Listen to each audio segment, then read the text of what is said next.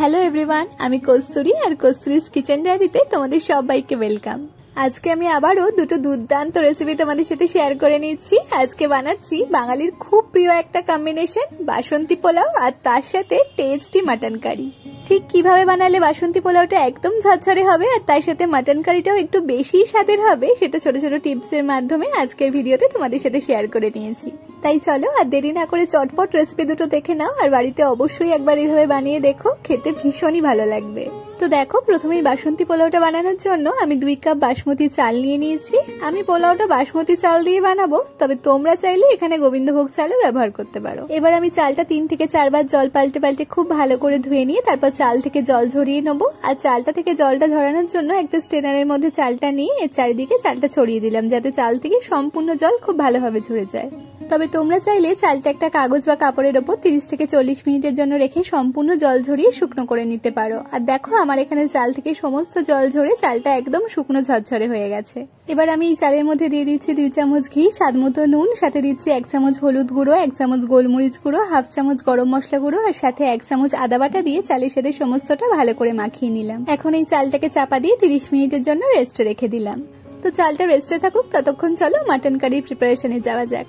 তো এই মাটন কারিটা বানানোর জন্য প্রথমেই আমি 500 গ্রাম মাটন নিয়ে সেটাকে খুব ভালো করে ধুয়ে পরিষ্কার করে নিয়েছি। এবার এটাকে ম্যারিনেট করে নেবো। তো তার জন্য এর মধ্যে স্বাদ মতো নুন, 1 চামচ হলুদ গুঁড়ো, রঙের জন্য দিচ্ছি 2 চামচ কাশ্মীরি লঙ্কা গুঁড়ো আর সাথে 1/2 কাপ পরিমাণ টক দই দিয়ে দিলাম। এবার মাটনের সাথে সমস্ত মশলা খুব ভালো করে মাখিয়ে এটাকে চাপা দিয়ে কম করে 1 ঘন্টার জন্য ম্যারিনেশনে রেখে দিলাম। তবে তোমরা চাইলে মাটনটা ওভারনাইট ম্যারিনেশনে রেখে দিতে পারো, তাহলে কিন্তু এর টেস্ট আরো ভালো হবে। তো মাটনটা ম্যারিনেশনে থাকুক, ততক্ষণ চলো বাসন্তী পোলাওটা বানিয়ে নেওয়া যাক। তো তার জন্য প্রথমেই একটা কড়াইতে সাদা তেলের সাথে একটু ঘি মিশিয়ে নিলাম, তবে তোমরা চাইলে পুরো রান্নাটাই ঘি দিয়ে করতে পারো। এবার এটাকে গরম করে এর মধ্যে একটু করে এলাচ, লবঙ্গ, দারচিনি আর তেজপাতা ফোড়নে দিয়ে এটাকে মিডিয়াম ফ্লেমে হালকা করে একটু নেড়ে চেড়ে নিলাম। আর ফোড়ন থেকে সুন্দর গন্ধ বেরোতে শুরু করলেই তারপর এর মধ্যে দিয়ে দিচ্ছি কিছুটা কাজু বাদাম আর কিছুটা কিশমিশ। এখন এটাকে নেড়ে চেড়ে হালকা করে একটু ভেজে নেবো। আর কাজু বাদাম কিশমিশ কিন্তু খুব বেশি ভাজার দরকার নেই, ওই মোটামুটি 1 থেকে 1.5 মিনিট মতন সময় নিয়ে এগুলোকে ভেজে তারপর এর মধ্যে আগে থেকে মেখে রাখা বাসমতি চালটা দিয়ে দিলাম। এখন চালটা খুব ভালো করে ভেজে নিতে হবে। তো তার জন্য গ্যাসের ফ্লেমটা একদম লোতে দিয়ে ওই মোটামুটি 5 থেকে 7 মিনিট মতন সময় নিয়ে কন্টিনিউ নাড়াচাড়া করে চালটাকে ভেজে নেবো। আর চালটা ভাজা হয়ে গিয়ে খুব সুন্দর একটা গন্ধ বেরোতে শুরু করলেই তারপর এর মধ্যে দিয়ে দিচ্ছি পরিমাণ মতন গরম জল।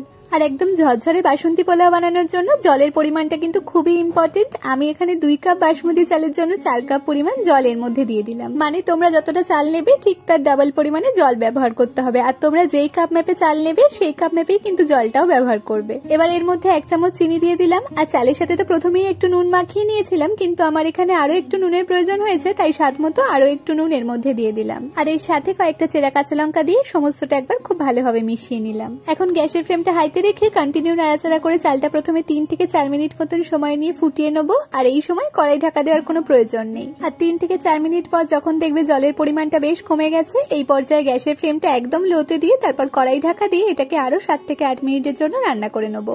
এখন 7 থেকে 8 মিনিট পর গ্যাসের ফ্লেমটাকে অফ করে তারপর কড়াই ঢাকা খুলে দেখাচ্ছি, দেখো চালটা কিন্তু খুব ভালোভাবে সেদ্ধ হয়ে গেছে, তবে এখনো এর মধ্যে হালকা একটু জল জল ভাব রয়ে গেছে। ঠিক এই পর্যায়ে এর মধ্যে আমি 1 চামচ পরিমাণ ঘি দিয়ে সবটা খুব ভালো করে একবার মিশিয়ে নিলাম। এরপর আবারও কড়াই ঢাকা দিয়ে এটাকে আরো 10 মিনিটের জন্য স্ট্যান্ডিং এ রেখে দিলাম, যাতে পোলাওয়ের মধ্যে এখনো যে হালকা জল জল ভাবটা রয়েছে সেটা সম্পূর্ণ শুকিয়ে গিয়ে পোলাওটা একদম ঝরঝরে হয়ে যায়। তো ব্যাস, তাহলেই আমাদের বাসন্তী পোলাও একদম রেডি। এবার এটাকে একটা প্লেটে সার্ভ করে দেখাচ্ছি, দেখো কি সুন্দর ঝরঝরে হয়েছে পোলাওটা, আর এটা খেতেও কিন্তু ভীষণই ভালো হয়েছিল। এবার চলো এই বাসন্তী পোলাওয়ের সাথে খাওয়ার জন্য টেস্টি মাটন কারিটাও বানিয়ে নেওয়া যাক। তো তার জন্য প্রথমেই একটা কড়াইতে কিছুটা সাদা তেল গরম করে এর মধ্যে 1 চামচ মৌরি, একটু করে এলাচ, লবঙ্গ, দারচিনি, 2টো শুকনো লঙ্কা আর একটু গোলমরিচ ফোড়নে দিয়ে এটাকে মিডিয়াম ফ্লেমে হালকা করে একটু নেড়ে চেড়ে নেবো। ফোড়ন থেকে খুব সুন্দর একটা গন্ধ বেরোতে শুরু করলেই তারপর এর মধ্যে দিয়ে দিচ্ছি 2টো বড় সাইজের পেঁয়াজ কুচি, সাথে দিচ্ছি 2টো মাঝারি সাইজের টমেটো কুচি আর স্বাদ মতো নুন।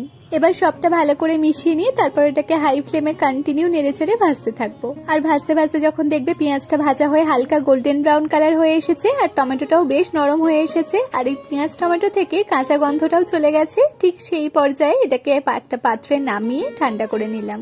এবার একটা মিক্সিং জারের মধ্যে এই পেঁয়াজ টমেটো ভাজাটা দিয়ে আর সাথে একদম অল্প একটু জল দিয়ে এটার একটা স্মুথ পেস্ট বানিয়ে নিলাম। আর এই মশলার মিশ্রণটাই কিন্তু আমি মাটন রান্নায় ব্যবহার করব। তো এরপর দেখো একটা কড়াইতে আমি বেশ খানিকটা সাদা তেল গরম করে নিয়েছি। এখন এর মধ্যে 1 চামচ আদা বাটা 1 চামচ রসুন বাটা দিয়ে দিলাম। এবার এটাকে মিডিয়াম ফ্লেমে নেড়ে চেড়ে ভেজে নেবো। আর ভাজতে ভাজতে আদা রসুনের কাঁচা গন্ধটা পুরোপুরি চলে গেলে তারপর এর মধ্যে দিয়ে দিচ্ছি আগে থেকে বানিয়ে রাখা মশলার মিশ্রণটা। এবার এটাকেও মিডিয়াম ফ্লেমে কন্টিনিউ নাড়াচাড়া করে ভাজতে থাকবো। ওই মোটামুটি ধরো 5 থেকে 7 মিনিট পর ভাজতে ভাজতে মশলা থেকে যখন তেল ছেড়ে দেবে ঠিক সেই পর্যায়ে এর মধ্যে আগে থেকে ম্যারিনেট করে রাখা মাটনটা দিয়ে দিলাম। এখন গ্যাসের ফ্লেমটা হাইতে দিয়ে মাটনটাকে প্রথমে 8 থেকে 10 মিনিট মতন সময় নিয়ে কষিয়ে নিতে হবে। আর 8 থেকে 10 মিনিট ধরে কষানোর পর এখন এর মধ্যে দিয়ে দিচ্ছি 1 চামচ জিরে গুঁড়ো 1 চামচ ধনের গুঁড়ো, সাথে ঝালের জন্য দিচ্ছি পরিমাণ মতন লঙ্কা গুঁড়ো আর স্বাদ মতো নুন দিয়ে দিলাম। তবে খেয়াল রাখবে মাটনটা ম্যারিনেশনের সময়ও একটু নুনের ব্যবহার করেছিলাম, তাই এই সময় অবশ্যই একটু বুঝে প্রয়োজন মতন নুনের ব্যবহার করতে হবে। এবার সমস্ত মশলা মাটনের সাথে খুব ভালো করে মিশিয়ে নিয়ে এটাকে মিডিয়াম ফ্লেমে কষাতে থাকবো। ওই মোটামুটি আরো 10 থেকে 15 মিনিট মতন সময় নিয়ে কষানোর পর এর থেকে তেল ছেড়ে দিলেই তারপর এর মধ্যে পরিমাণ মতন গরম জল আর সাথে 1 চামচ গরম মশলা গুঁড়ো দিয়ে দিলাম। এবার সবটা একবার খুব ভালো করে মিশিয়ে নিলাম। তোমরা মাটনটা কিন্তু এইভাবে একটু বেশি সময় নিয়ে কষিয়ে রান্না করো, তাতে মাটন কারির টেস্টটা কিন্তু খুবই ভালো হবে। এখন আমি গ্যাসের ফ্লেমটা লো টু মিডিয়ামে রেখে তারপর কড়াই চাপা দিয়ে মাটনটাকে সেদ্ধ হতে দেবো। তবে তোমরা চাইলে এই পর্যায়ে মাটনটা প্রেসার কুকারে দিয়ে দিতে পারো। আর প্রেসার কুকারে দিলে 4 থেকে 5টা সিটি দিলেই মাটনটা কিন্তু খুব ভালোভাবে সেদ্ধ হয়ে যাবে আর রান্নাটাও খুব তাড়াতাড়ি হয়ে যাবে। তবে আমি যেহেতু কড়াইতেই রান্নাটা করেছি তাই প্রায় 40 মিনিট পর কড়াই ঢাকা খুলে দেখাচ্ছি, দেখো মাটনটা খুব ভালোভাবে সেদ্ধ হয়ে গেছে। এবার আমি এই মাটনের মধ্যে 1 চামচ কাসুরি মেথি দিয়ে খুব ভালোভাবে মিশিয়ে মাটন কারিটা নামিয়ে নিলাম। তো ব্যাস, তাহলেই আমাদের দারুণ স্বাদের মাটন কারি একদম রেডি। তোমরাও একবার এইভাবে বাড়িতে মাটন কারিটা বানিয়ে দেখো, খেতে দুর্দান্ত টেস্টি হয়। আর এই মাটন কারিটা শুধু বাসন্তী পোলাও নয়, নর্মাল সাদা ভাত হোক বা ফ্রাইড রাইস বা নান পরোটার সবকিছুর সাথেই খেতে ভীষণই ভালো লাগবে। তাহলে আজকের এই সহজ রেসিপি দুটো তোমাদের কেমন লাগলো কমেন্টে অবশ্যই জানিয়ে যেও। আর নতুন কোনো রেসিপি দেখতে চাইলে সেটাও কমেন্টে জানিয়ে যেও। আর ভিডিওটা ভালো লেগে থাকলে প্লিজ একটা লাইক করো, শেয়ার করো আর চ্যানেলটাকে সাবস্ক্রাইব করতে ভুলো না। দেখা হচ্ছে আবারও কাল নতুন একটা রেসিপি নিয়ে। টাটা।